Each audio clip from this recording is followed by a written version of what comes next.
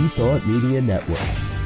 We are a global broadcast network of positive music, media, and entertainment, inspiring humanity's evolution along the journey of enlightenment and creating a world of love, peace, empowerment, and prosperity for all. Rethought Media Network. Positively inspiring.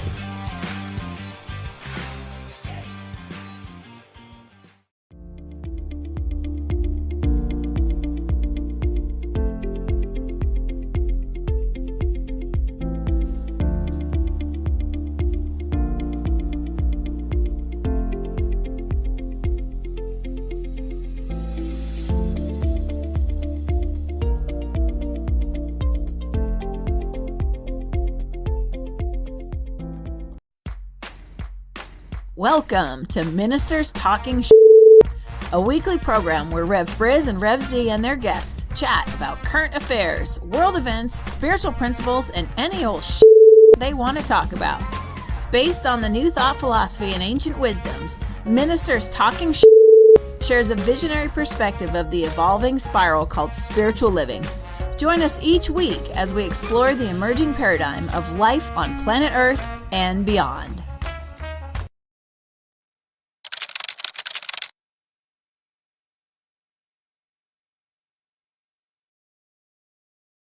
And good morning, dear ones. Dr. Robert with you over here. Rev Z right here. And it is Friday morning, 7 o'clock on the Mountain Time Zone. And that means it is time for Ministers Talking Shit, our weekly opportunity to talk about whatever we want to talk about. I like that. Good morning, Linda. I imagine it's a little crisp and chilly where you are this morning. It's crisp and chilly here in the Denver metro region, so I imagine it's chilly where you are too. Good to see you, Brother Wayne, all the way from Calgary. Glad you're with us, sir. Grateful you're with us. Anyone else that's watching now, live at another time, or even at another time, feel free to join the conversation. Leave a comment. We'd love to hear from you as we move through our morning. So, Z, we were talking about all kinds of stuff, but we didn't decide where we wanted to start this morning. Yeah, well, we can start with the weather. How about that? Okay.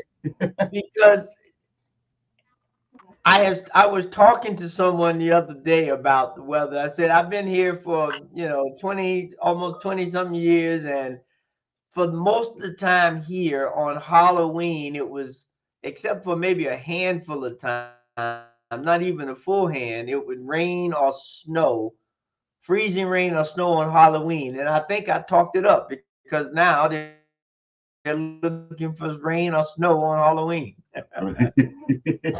However, we're still, it was 70 something degrees yesterday.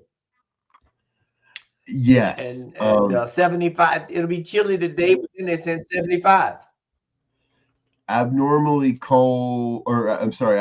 warm and dry, at least here in the Front Range. I have my own little traditions too. Yeah. I have a video I post every year when I have it's a music video that I like, and every year, I forget when I started doing it, even when the first snow falls, when there's enough to see a layer of white on my lawn in the morning, when it's like, yup, it snowed. I share that video, and I have not yet shared it this year, and yeah, it's pushing the end. So maybe next week, maybe for next week, we'll see some snow. But it's it's 34 degrees today. If you follow the long-term weather patterns, I just saw an article this week that is warning that in geological time, the collapse of the North Atlantic current in the ocean currents in the North Atlantic are in collapse, which means not as much warm water is moving from the equator up into the North Atlantic, which eventually pushes up towards up in the waterways up towards Norway and Finland and Sweden and those areas, Northern Europe, those countries are going to see colder temperatures, colder overall climate in the coming years, because this warm water isn't being pushed along that current from the equator up into those regions. And so climate change really looks like a lot of different things. And you and I have we've talked about this before, specifically if these water currents in the ocean truly do collapse. Now, it could be 30 years, it could be 300 years. Mm-hmm. That's the trick with geological time, right? It could, but they say but it's imminent. It's if we don't change some things, if we don't add to the solutions, we're going to perpetuate the problems by keeping our eyes shut. Yep. So yeah, and the weather's been, I mean, it was 80 degrees in Chicago the other day. So all of that to say, enjoy wherever you are, enjoy the weather you have now, because it will change. And in some cases, it will change drastically. Yes, exactly. Let me know when the wind stops blowing in Chicago, because they were in real trouble. Yes. Hey, here's a story I'd love to, that I think is important, especially seeing as how we're in the media business. With the upcoming election, on election evening, many of the mainstream media outlets are beginning to announce plans to have misinformation segments or tracking during their election night coverage. So not just what they believe, and not just what they think is happening, but an actual attempt to combat and fight misinformation. And they're using how quickly false stories, specifically anti-government false stories, were able to spread during Hurricane Helene. Mm-hmm. In wake of Hurricane Helene, there's been a lot of misinformation stories that have been happening. And news outlets are concerned about how quickly they spread. My feeling is you guys are about a decade too late at this point, but at least you're going to try to do something now. But they're going to have regular segments to try to track and help people identify misinformation on the internet as rapidly as possible, as it's happening, as it's being shared. So made me think maybe we should have our own election night coverage here on the network. That'd be interesting. Because and speaking of election stuff, Mitch McConnell is coming out with a new book that's scheduled to be out next week, called the Price of Power, and he supposedly, some of the outlets who've gotten advanced copies saying he makes a statement that Trump's mega movement is completely wrong, and that they kind of look to Reagan as the father of modern republicanism, if you will, and they said he would turn over because it'd be nothing that he would identify with. So it's good to see. It will be good to see rather what he says in that book. It's coming out 2 weeks before, well, not quite 2 weeks, but a week maybe before election. We're only a week or so away. Yeah, right. Yeah. We're down to 10 days. Speaking of which, Hey, what a great segue. See, we didn't plan this at all, but I want to thank everybody that's been a part of our election intention. It's been happening for 90 days today. I know this because today is day number 90, and my message, and I have the message today. So in about 15 minutes, I'm going to get a phone call and listen to myself share a brief message around the topic of love and how we can bring more love into our election. But folks, if you haven't been a part of this, there's still time to join, and you can check in at myelectionintention.com, and you can listen to all the past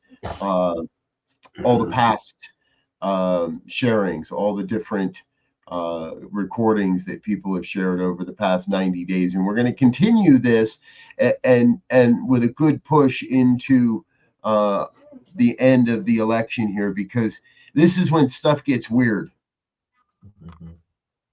This is really when stuff gets weird. And not that it's strange that Beyonce will be on stage with Kamala Harris in Texas today, but that's when things are getting to the end. Is we pull out all the musicians, everybody's pulling out the stops. 10 days till voting. I opened my ballot yesterday, Z, and I started really looking at it. Yeah.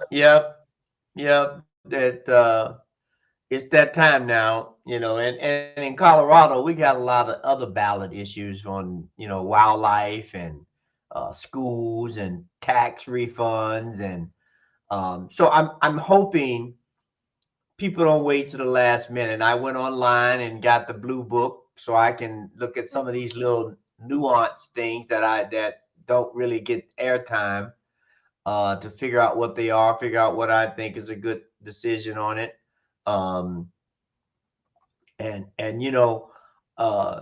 Just one quick plug. I don't know why I'm plugging Mitch McConnell's book, but I do. I am. Go ahead. I was going to say I do plan to read it, or at least peruse it, because this dude has been he's been around. He's been in the Senate for like 17 years. So he's seen a bunch of presidents and a bunch of stuff happen. And I'm curious to see, as he gets older, I mean, he's got to be, he's in his 80s, I'm sure. I don't know exactly what. I know he's in his 80s. I'm curious to see what his perspective is on all of this, and how did he look at his part in play? How he look at his part in this grand play, if you will. I'd be curious to know why he didn't open his mouth about Trump sooner, and why he didn't argue. Yeah, okay. But to me, the guy, too little, too late. Too little, too late. You did your dance with the devil when it was going to pay you. When you're right, and to write a book about it afterwards, I don't know. To me, I'll wait to hear what the pundits say. I'll wait for it to show up in the dollar bin at the used bookstore. Oh yeah, no, I'm gonna check it out the library now. I ain't spending no money on it. Don't get ahead of the game here. All right, there we go. Yeah. No. I'll get it out the library. I mean, he's 82 years old, right? But him and Lindsey Graham, the two of them, it's not about politics. To me, it's about doing what's right for America. And the two of them just bowed down and licked Trump's boots. And yep. But now, supposedly, now when it's safe to oppose him, I guess, I don't know.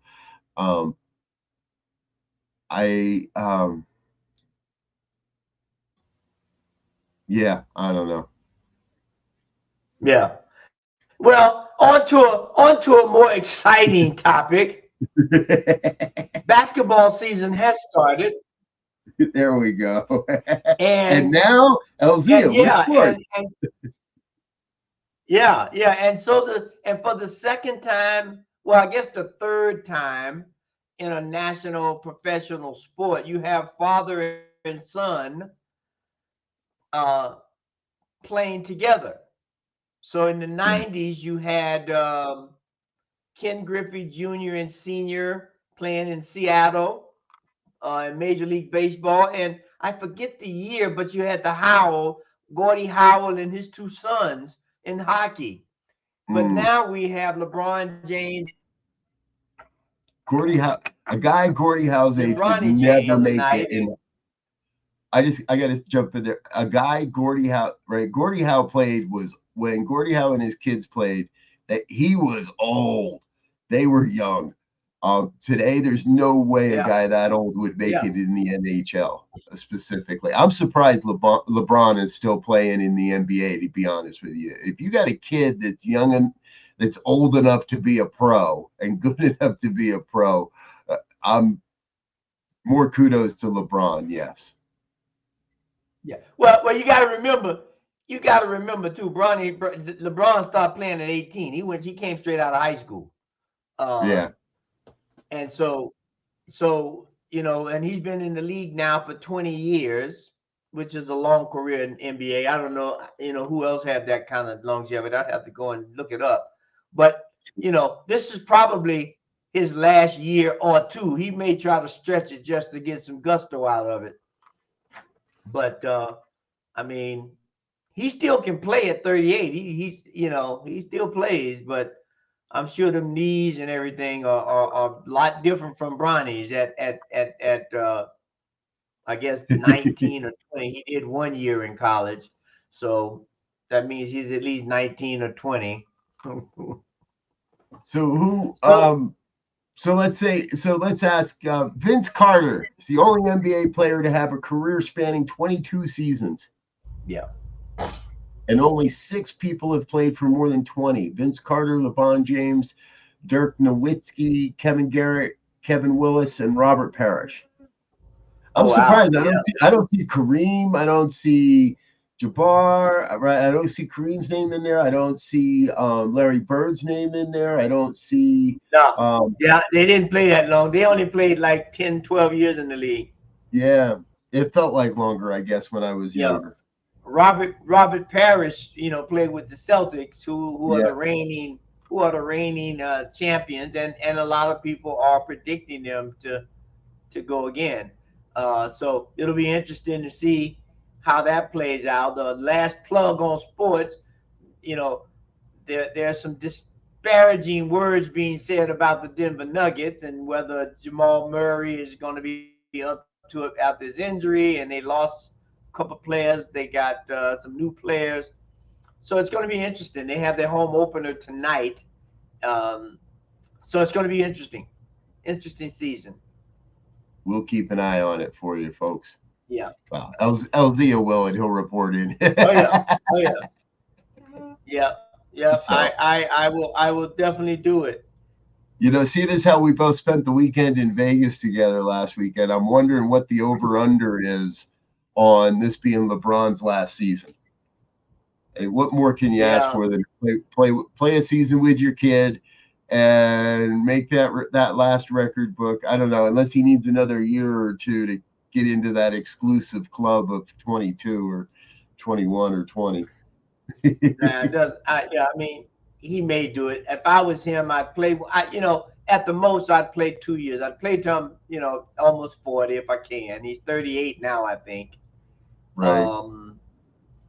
And bring his kid in right, give him the pointers, show him how to read the whatever's defense, offense, and then say, look, I'm out.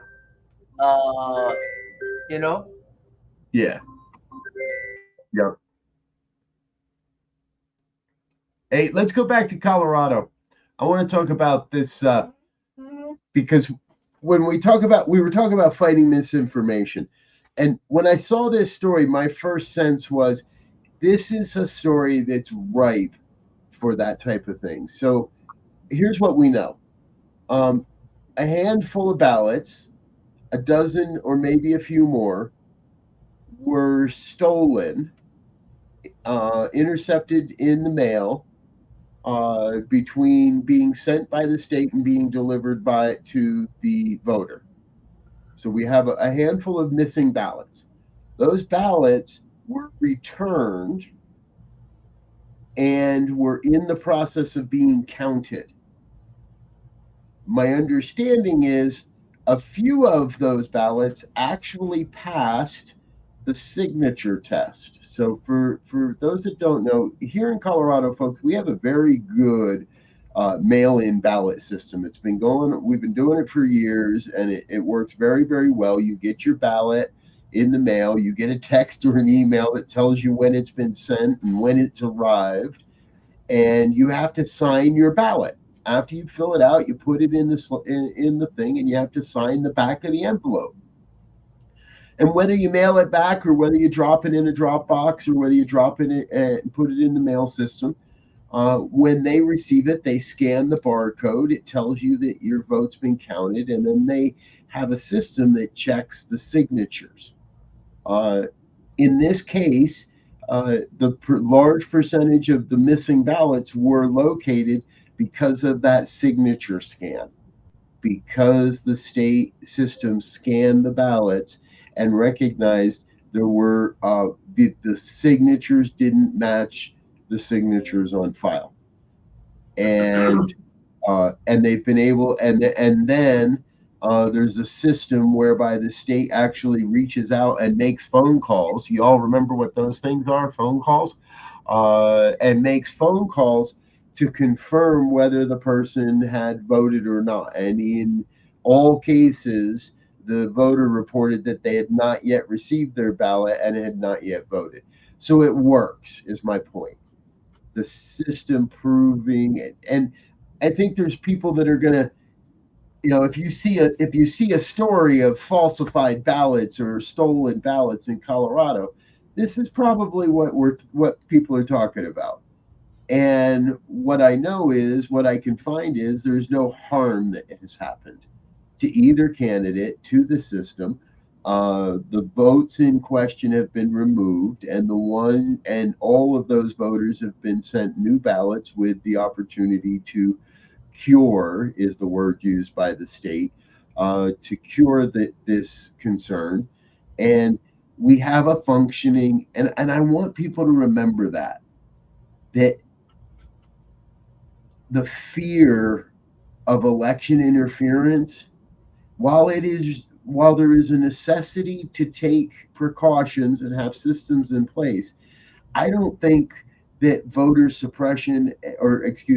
fraud, not suppression is probably much more prevalent in a lot of places, but that voter fraud is not as huge as we can make it out to be.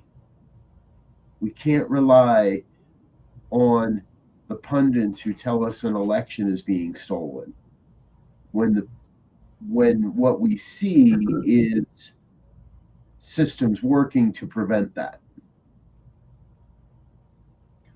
Yeah, and there's also a case I heard briefly this morning where someone set fire to a mailbox and burnt up some ballots. That I saw that too, and that's going to be a much tougher.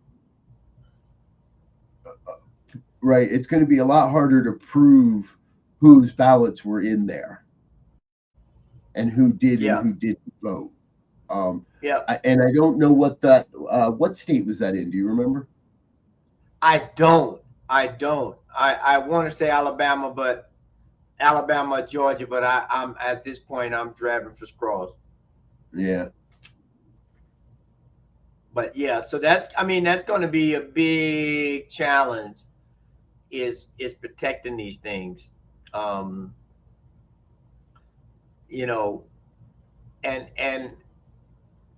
once they're gone, like the one that I saw pictures of what they did to the mailbox, they're not gonna be able to tell. Right. Nor will they be able to tell how many were in there. However, if it is a mail-in system, there should be, I would trust that whatever state this is in, if it's mail-in, it's easy to, I got to believe they got a tracking system of something going on. Yeah, well, I'm sure they know who they sent them to. So there will be a roll of those that were not returned. Right. They might need there might need to be a grace period for, in for residents of that county or something where we can likely assume, right? You're not gonna believe somebody came from across the state and put their ballot in that drop box, that mailbox. People from that county, from that region, could reasonably assume that, hey, at a certain point, you haven't reported to me. Again, this is what I love about Colorado. They tell me when my ballot has been counted. I get notified. So if this were in Colorado, at a certain point, you could say, hey, I never got the notice. Yeah. And they could look it up in the computer and say, you're right. We never got a ballot from you. Right. Okay. I need to vote. Right. Maybe that's the next step, is a reminder on November 3rd or November 4th, 48 hours in advance. Hey, we do not have a ballot on file for you. Please go to your local polling place on Tuesday and secure a provisional in-person ballot or something to that effect. Yeah. I mean, it's we're going to have to get very sophisticated on this, and we're going to have to start doing stuff like that if people are going to start sabotaging or trying to force everybody to go and do it in person, which makes it just ungodly. When I first moved to Colorado, I was an election judge for about 3 years, and it wasn't as sophisticated as it is now. You have machines break down and people get irate. I mean, imagine if they did away and everybody had to line up. I remember one time it was cold and rainy and people were lined up, and of course a lot of people said, screw it, I'm out. Oh yeah. Well, who's got 4 hours? Who's got 4 or 5 hours to give up on a Tuesday? Yeah, like, in the rain. Unless we make Election Day a national holiday and force employers to give people the day off. And I'm still all for this. I'm all for the concept of making the first Tuesday in November, making that a national absolute holiday. No, liquor stores closed, banks closed, fast food places closed, supermarkets closed. The damn. Obviously you'll have to have some police and some responders and some services, but for the most part, let's do away with commerce and business for one day a year and actually have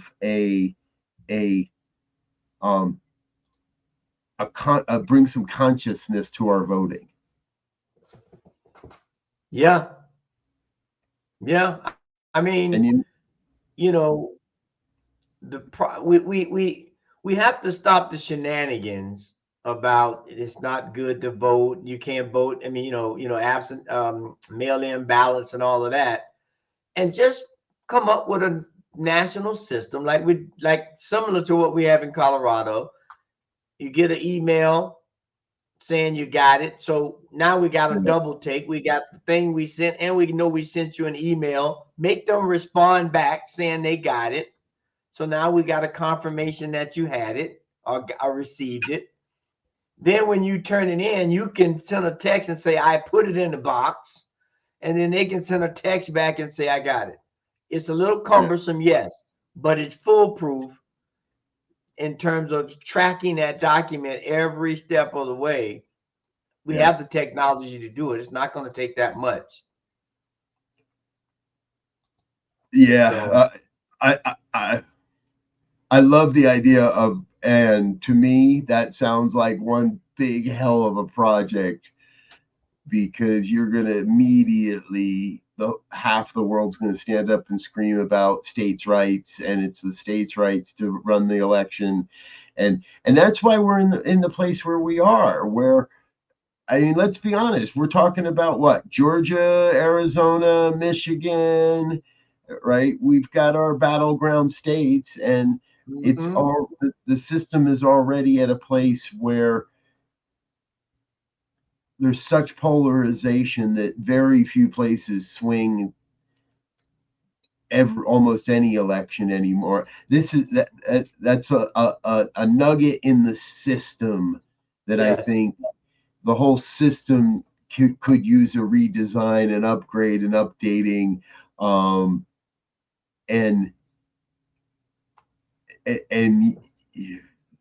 and yet it's like so multifaceted. It's tough to just say, yeah, let's, because the national election sounds great. However, I don't think we have the money for it at the federal level. We'd have to get the states to pay into it. Now you got a whole rigmarole around who needs to pay how much, and this becomes another football that they're just going to throw back and forth in Congress. And yeah, I mean, there's when you have people who are intent on disruption, there's no easy answer, right? yeah, And exactly. we have people who are disruptors and deniers and all of these different things about, Yep. what we're So, doing here and why we're doing it. So one of the things we are doing here, and folks, I encourage you to share this with your friends and family.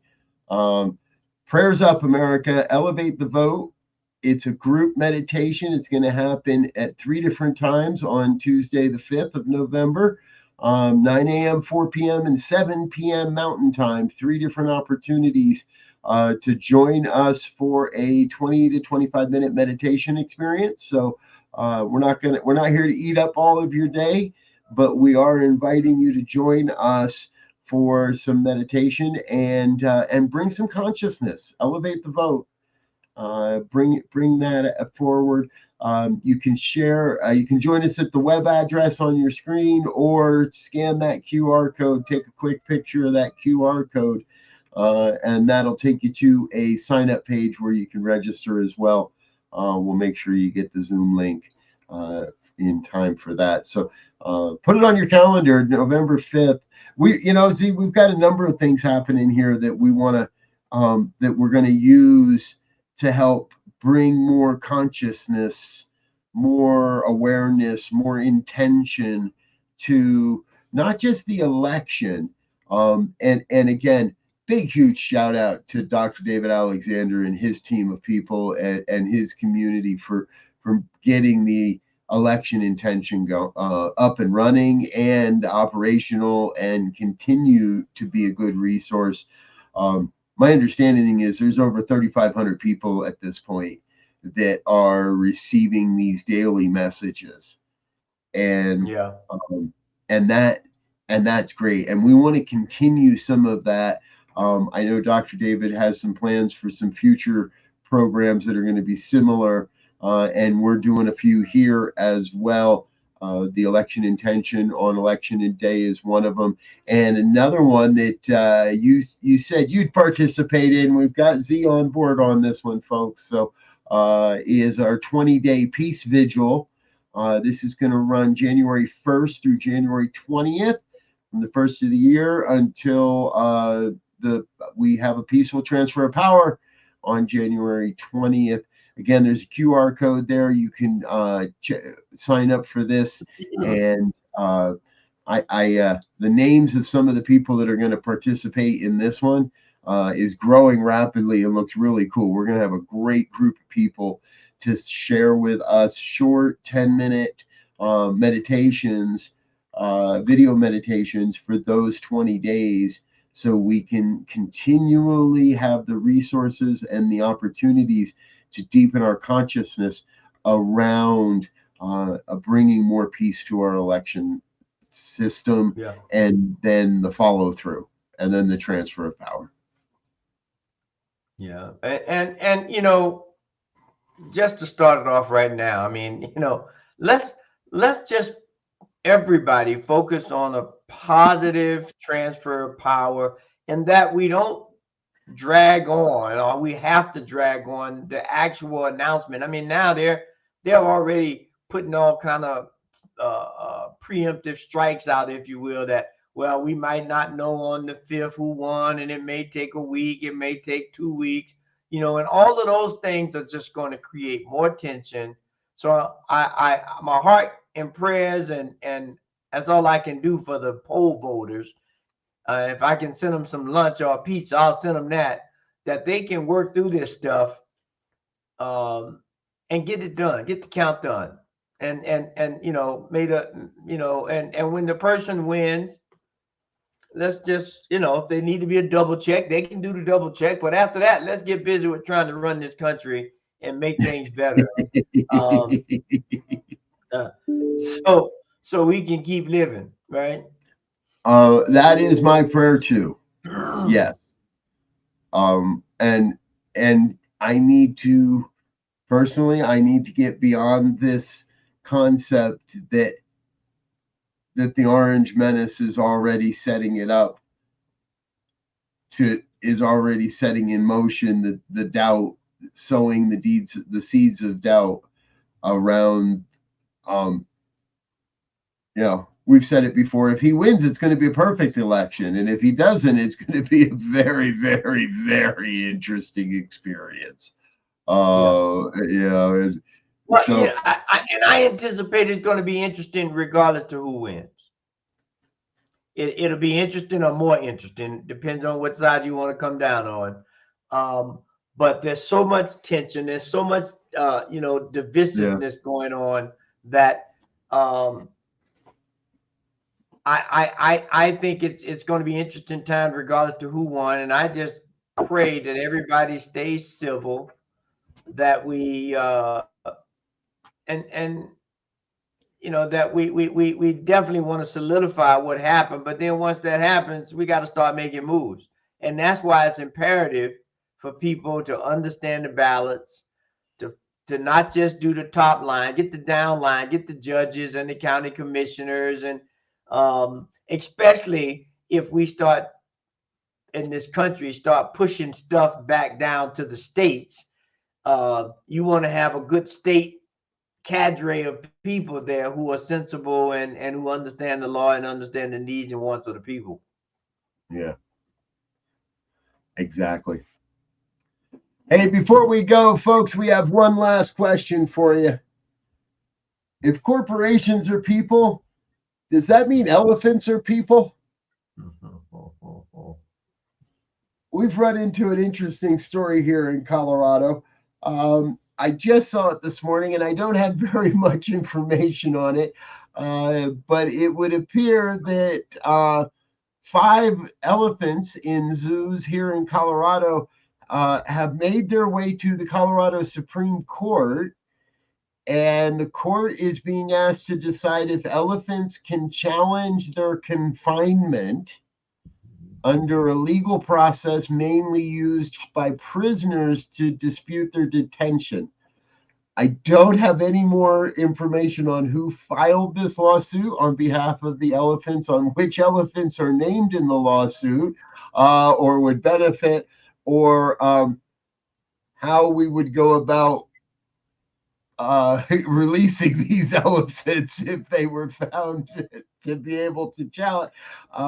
But I got to say that there are, it creates an interesting, in my opinion, conundrum that if we truly believe in a world that works for all life, does that mean that animals have the right to sue their captors? And God knows what'll happen when the monkeys find out about this. Yes. Don't tell the monkeys what's going on here until we figure this out, please. But yeah, we've got just enough time, Z. I wanted to, I'd love to hear your thoughts on this one a little bit. Yeah, well, it's an interesting concept, right? Because we have this thing, a world that works for all, and we see what happens when humans pay heavy disregard for anything other than humans, and sometimes only themselves. But when we look at what's happening to the planet, weather-wise and habitat-wise and things like that, and we know that all these animals and creatures and insects would take it all the way down to the microbes. they have a purpose on the planet, and they have a function that cannot be replaced if we destroy it. So we have to begin to, under this environment, we have to begin to think about these things. Now, this one, I don't know, like you said, where are we going to put the elephants when they get their freedom? They probably won't survive in a while somewhere because they're looking for somebody to feed them now. But similarly, there's a ballot.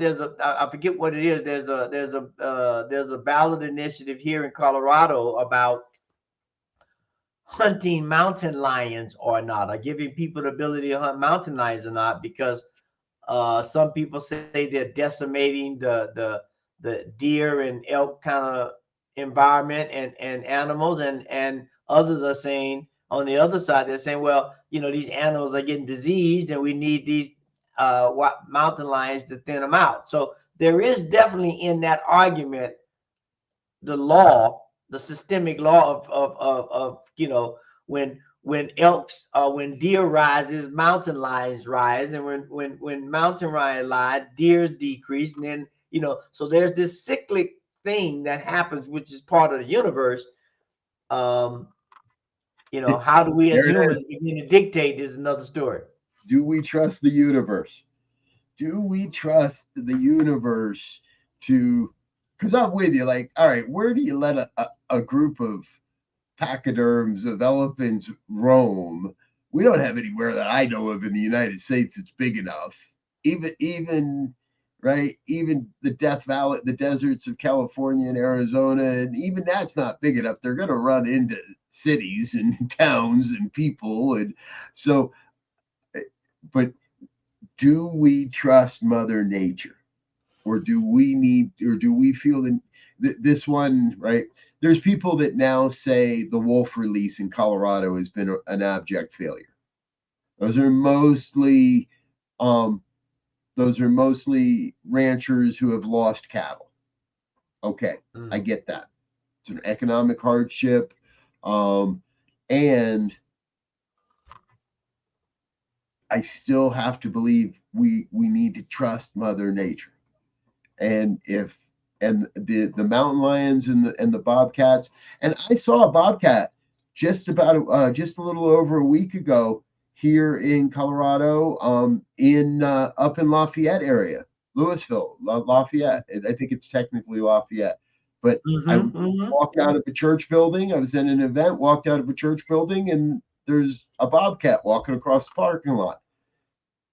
So I wouldn't call it an urban area. I wouldn't call it a rural area. It's definitely a suburban area. It's an area that has traditionally been bobcat habitat, and they're still there. And they're so, yeah, it's when we try to legislate Mother Nature, I think we get in trouble. There it is. Yes, and more yes. And enough yes that we have just about run out of time, folks. So we're going to wrap this up. Say thank you for being with us. Thank you for your support of New Thought Media Network, both by watching, sharing, and liking our programs, and sharing a donation in the donation boxes that goes around. Please feel free. Visit the website ntmedia.org/donate, or hit the donate button over on the website. We got a full day of programming. All our normal shows are here, including our premier programming. The Joy Show with Reverend Barbara Jean is later this afternoon at 1. I'll be on with the good news tonight at 5. Pastor Michael is here with the fireside chat at 6 o'clock Mountain Time tonight as well. So join us throughout the evening. Until next time, we want to wish you a peaceful day, and the most richest of blessings. Bye now. And thanks for listening to this week's episode of Ministers Talking. We'll be back again next week with more commentary on current affairs, world events, and any other our ministers want to talk about. And if you found value here, please share our with your friends. Until next time, peace and blessings.